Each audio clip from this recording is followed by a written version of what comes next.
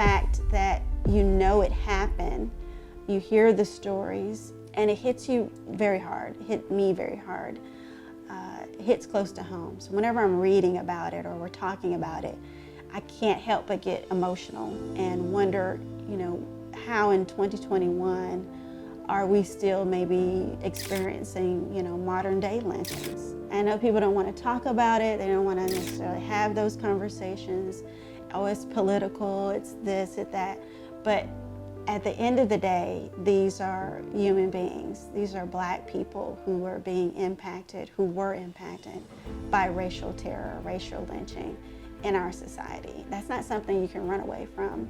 It happened. How do we deal with it? How do we acknowledge it?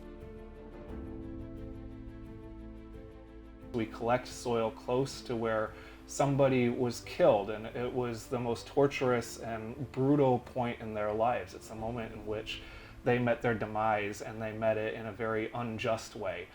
They met it in a way that was meant to inflict as much pain as possible and to terrorize people within their family and within their communities.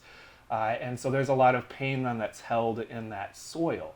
And collecting the soil then helps us to remember and to do honor to that pain. There's a lot of this pain that was covered up in many ways. It was hidden. When it was talked about, it was largely done in newspapers that were meant to further inflict harm. The newspaper accounts that come out at this time are just as horrendous. They're meant to traumatize even further. They sensationalize the stories, and not really in ways that exaggerate, but that dehumanize the people who are victims of these lynchings.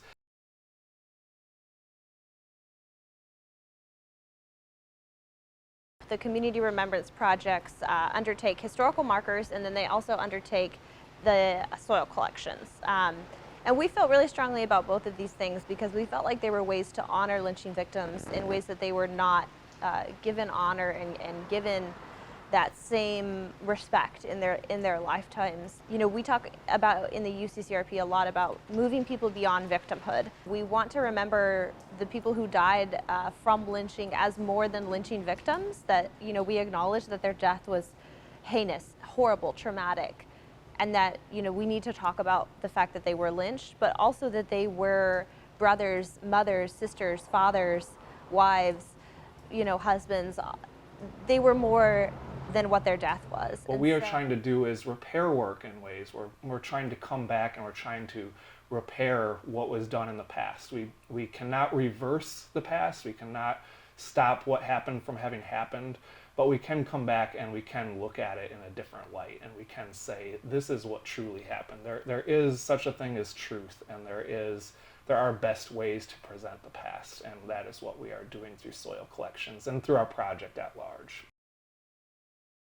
That's one of the really important parts of the soil collection to us, was that, first of all, the soil collection allows us to almost afford these people a burial in a way that they were not afforded at the time of their death. And so by taking the soil, which has really been seeped with the blood of what happened, the trauma of this history, and we're commemorating and memorializing that soil in their honor, saying that we acknowledge that this history is seeped into the soil. We acknowledge that it says something powerful about our history. It says something powerful about us as a collective community and what we need to do now to fix these problems. The soil collection itself is so critical and important because it ties people to the space.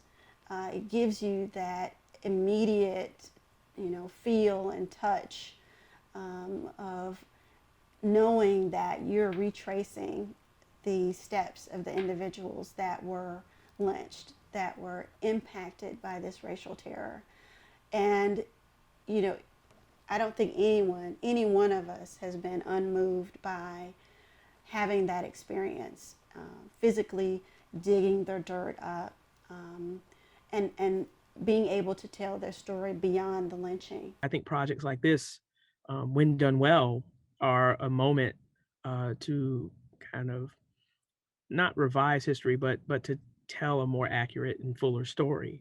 Our tagline and the thing that we talk about most is that this is history, not division. That's some of the stuff to me that just, you put, again, somebody like Frederick Douglass alongside somebody here like Mose Hughes, and that's a powerful part of this of this project's of its impact is that you have just thousands of people who are listed all together, regardless of who they were, and the humanity of every person who's up there on that wall.